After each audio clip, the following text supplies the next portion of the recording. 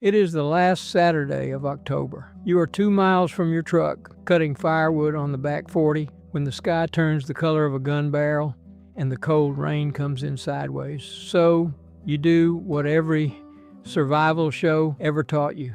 You lean a ridgepole against a deadfall oak. You stack branches down one side. You pile on dead leaves and pine boughs until it looks just like the picture in the old scout manual.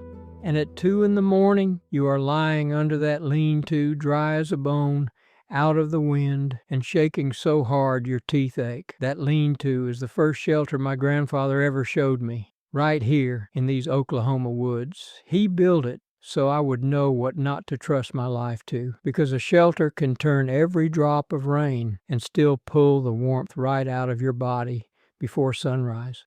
Stay with me to the end, because the reason that happens has nothing to do with rain or wind.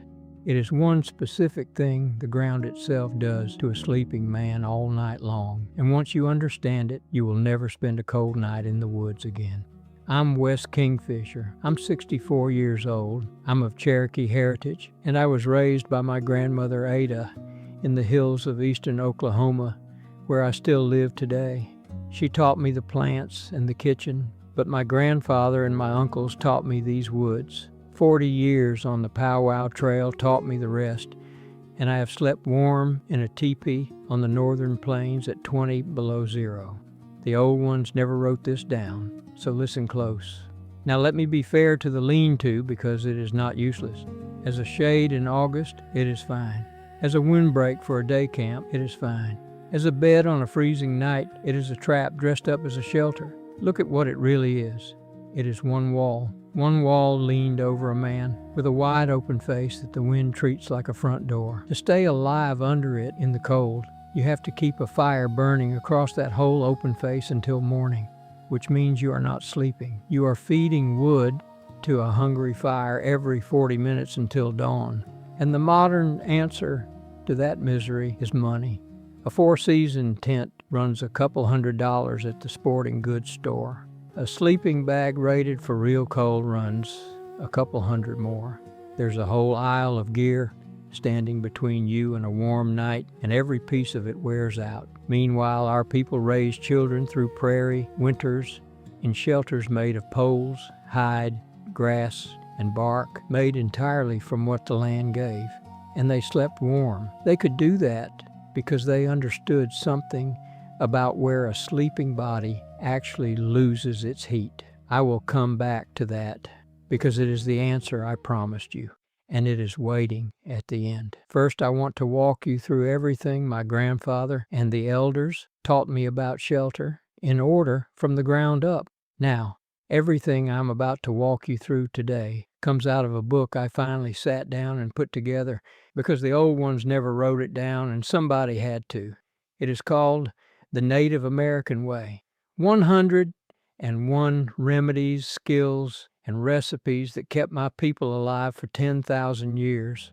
It is the knowledge my grandmother Ada and the elders of Indian country handed me around 1,000 fires, written out plain, step by step. The backyard plants and exactly how the old ones used them. The teas and salves from Ada's kitchen. The wild foods and when to gather them. Fire, shelter, and water skills like the ones in this video. And the traditional recipes that fed the people through every winter. Right now, it is $17, marked down from $47.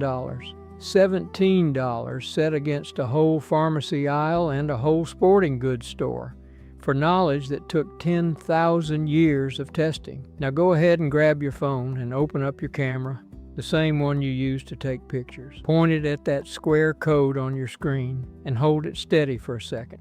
A little link will pop up, give it a tap, and it will take you straight to the book. And if you are watching on your phone right now, the link is waiting for you right down below in the description. Take your time. There is no rush at all. I'll wait right here. All right, let's get you out onto that hillside, because a warm night is decided long before the first stick is ever cut. My grandfather never walked into the woods and started building. He walked in circles first. He used to say the camp is chosen before the shelter is built, and a camp chosen wrong is the one mistake that no amount of good building fixes afterward. The first rule is about cold air. Cold air behaves like water. In the evening, it flows downhill, and it pools in the low ground, in the creek bottoms, in the bowls, and the bottoms of draws. On a still night, the floor of a valley can sit 10 degrees colder than the slope above it. 10 degrees, just from where you chose to lie down. So you never bed down in the bottom. You never bed down on the very top of a ridge either, because the top belongs to the wind. The old camps sat in the middle of the slope on a flat bench, part way up, in what the old-timers called the warm belt. The cold sinks below you. The wind passes above you. You sleep in between. Then you look up. You're looking for dead limbs hanging broken in the trees over your spot, the ones the loggers call widow makers, because the first hard gust of a storm will drop one on a sleeping man. If anything dead hangs over your head, you move. Then you study the ground itself. You want it a few inches higher than everything around it, so rain runs away from your bed instead of under it. You check for ant beds.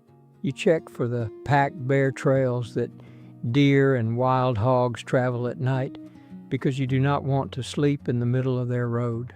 And last, you look around you. The old ones built with what stood within about 30 yards. Standing dead wood for the fire, green saplings for the frame, deep leaf litter, grass, or cattails for the covering. When you find a bench on the slope with nothing dead overhead and shelter makings close at hand, you have found your camp, higher than the bottom, lower than the top.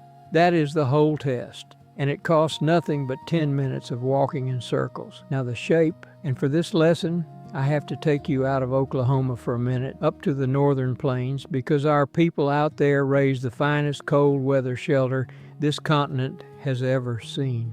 The teepee? I have slept in one on the open plains in January at 20 below zero with the wind screaming across 100 miles of nothing, and I slept with my coat off. The reason is the shape. A teepee is a cone, and wind cannot grab a cone. It splits and slides around it the same way creek water splits around a rock. There is no flat wall for a gust to slam into, and no open face for the weather to pour through. And the old lodge keepers went one step further. Inside the outer cover, they hung a second wall, an inner liner of hide that stood about chest high all the way around. Between the outer cover and that liner sat a gap of trapped still air. Hold on to that detail about trapped air. It is going to come back at the end of this video, and it is going to explain everything. Compare all of that to the lean-to, which is one flat wall and a wide open mouth. The wind does not go around a lean-to. The wind moves in with you and spends the night. For a fast survival shelter, you're not raising a teepee, but you keep its lesson. You build round and you build closed. The old woodland shape for that is the wickiup, a cone or dome of poles covered deep with brush and leaves, sealed on every side but one small door. Our people in the desert Southwest built them. Our people in the eastern woodlands raised their wigwams on the same idea, and my grandfather built one with me beside our creek when I was 9 years old. A dome sheds wind from every direction. A dome sheds rain from every direction. And a dome carries a heavy load of wet leaves, even snow, without folding, because the round shape passes the weight down into the ground. Round beats flat, closed beats open. 10,000 years of testing stands behind that sentence. The next lesson is size, and it is the one that surprises folks the most. Your body puts off about as much heat as one old-fashioned 100-watt light bulb. That is your whole furnace. Now ask yourself whether one light bulb can warm a barn. It cannot. But set that same bulb inside a small box, and the box warms in a hurry. A survival shelter is the box, so you build it small, almost as small as a coat. One body, length long, plus a hand's width, wide enough for your shoulders, plus a hand on each side, tall enough to sit part way up, and no taller. Every extra foot of empty space is space your one light bulb has to heat. A roomy shelter is a cold shelter. A snug one warms from nothing but your own breathing body. And keep holding that thought about your body being the stove. because the ground I keep mentioning is still down there, working against it, and we are getting close to that part. Now we build, and I will give you the frame. My grandfather taught me the quick wickie-up a man can raise alone in an hour or two. Find 3 stout poles about as thick as your wrist and a little longer than head high. Look for forks at the top of at least 2 of them. Stand the 3 up together so the forks lock into each other. Spread the butt ends into a wide tripod. Push each butt end firmly into the dirt. Now, lean more poles all the way around that tripod, set close together like the ribs of a basket turned upside down. Leave 1 gap on the side away from the wind. That gap will be your door. When the ribs are all standing, weave lighter branches sideways through them, around and around, so the frame ties itself together. Then test it. Lean on it with both hands and real weight. A frame that wobbles under your hands at noon will fall under wet leaves at midnight, so stiffen it now. And if your woods run to slim green saplings instead of stout poles, bend pairs of them toward each other over a circle and tie the tops, and you have the dome instead of the cone. Either one works because the idea is the same, round and closed. Now the covering, and this is where most shelters fail. There is one right order to thatching. You start at the bottom, right at the ground, and you work up. Every new layer sits on top of the layer below it and overlaps it, the way shingles lap on a roof, the way feathers lap on a bird. Rain hits the top layer and runs down the outside of the next, and the next, all the way to the dirt. Lay your material from the top down instead, and every layer becomes a funnel pouring water into your bed. Use what your land gives you. In my hills, that is oak and hickory, leaves by the armload, and pine boughs where the pines stand. Up in the north woods, it is spruce boughs and slabs of birch bark. In cattail country, it is cattails and bundles of old dead grass work nearly anywhere. Pile it on thick, and I mean a particular kind of thick. When you think you are done, push your arm straight into the wall. Your arm should sink past the elbow before your fingers find the frame. Past the elbow at the least, and in freezing weather, closer to your shoulder. That comes to roughly 2 feet of covering. 2 feet. It sounds like too much, and it is exactly the difference between a brush pile and a shelter. Then crawl inside at midday and look at your own walls from the dark. Every point of daylight you can see is a leak. Stuff each one shut from the outside. Finish by laying a loose net of light branches over the whole outside, so the first hard gust cannot undress your roof 1 armload at a time. The door gets its own lesson because a shelter is only as warm as its coldest opening. Keep the door low so you enter on hands and knees. Keep it small, just past shoulder wide. Face it away from the night wind. And in most of this country that means facing it east. It is no accident that the doors of the old lodges on the plains faced east too, toward the morning sun and away from the weather that walks in from the west. Then make a plug. Stuff a spare shirt or an empty pack with dry leaves, or tie a tight bundle of grass and boughs the size of the opening. Crawl in for the night. Pull the plug in behind you and seat it in the doorway. A door you can walk through, standing up, is a door the wind walks through all night. A crawl door with a plug in it is a wall. Now fire, and listen close to this part, because this is where people get hurt. With a small closed shelter like the one we just built, the fire stays outside. You never carry open flame or burning coals into a little brush dome. And not only because the shelter will burn.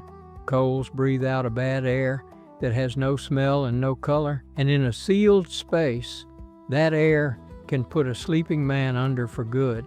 The old ones respected that danger long before anybody gave it a name. A teepee could hold fire inside because it was engineered for it.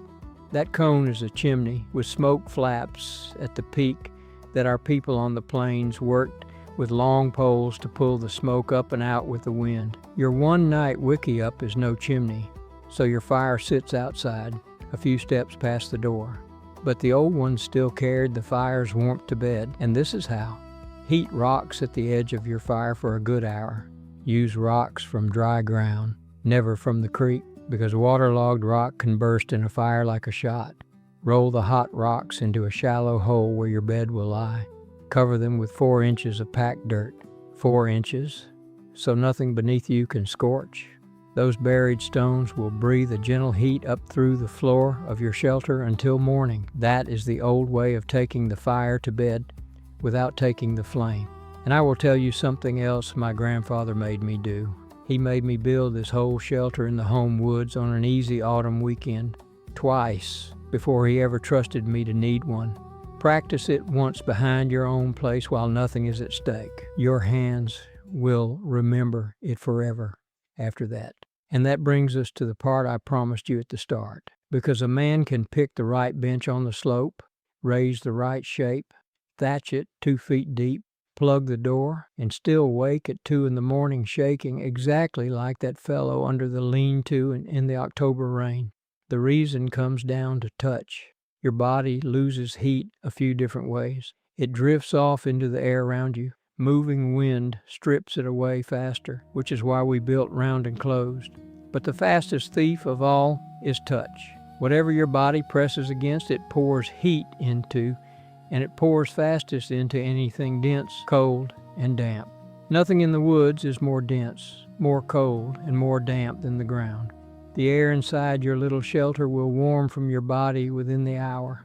The earth beneath it never will. It has no bottom. It drinks warmth all night long, many times faster than the air takes it, through every inch of you that touches it. That lean-to in October kept the rain off that man while he lay in full contact with the biggest heat thief in the woods. He was never freezing from above. He was freezing from below. And now the other half of the secret.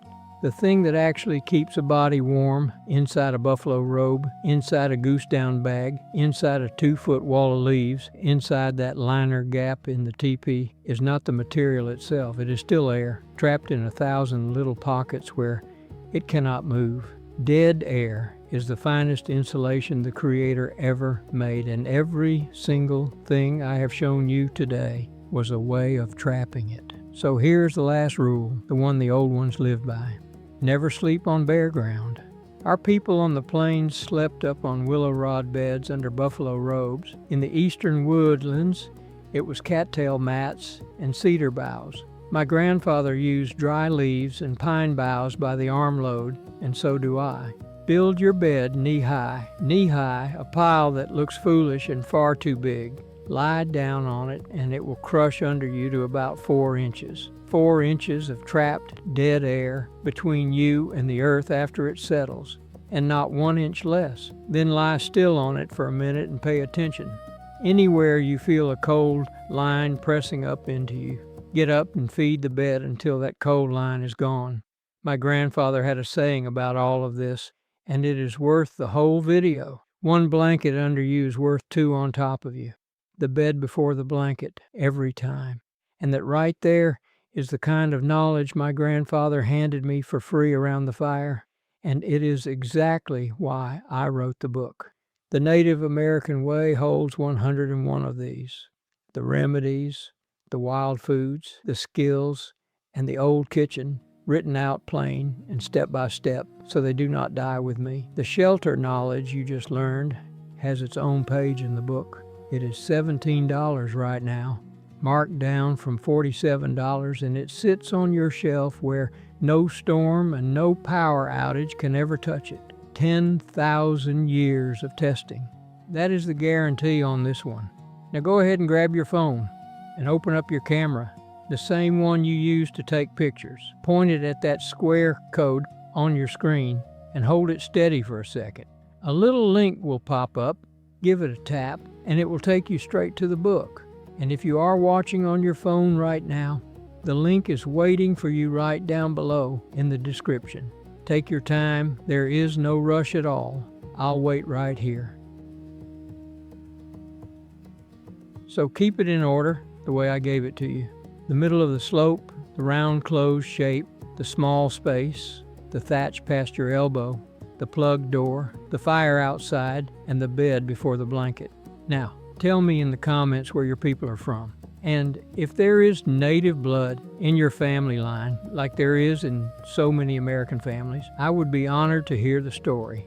I read every single one. Next time, I am going to show you how our people up in the North Woods kept one fire burning from dark until daylight without getting up even once to feed it. It is a shape, not a trick, and it changed my winters for good. Wado, my friends. That means thank you. Walk easy, and I'll see you down the trail.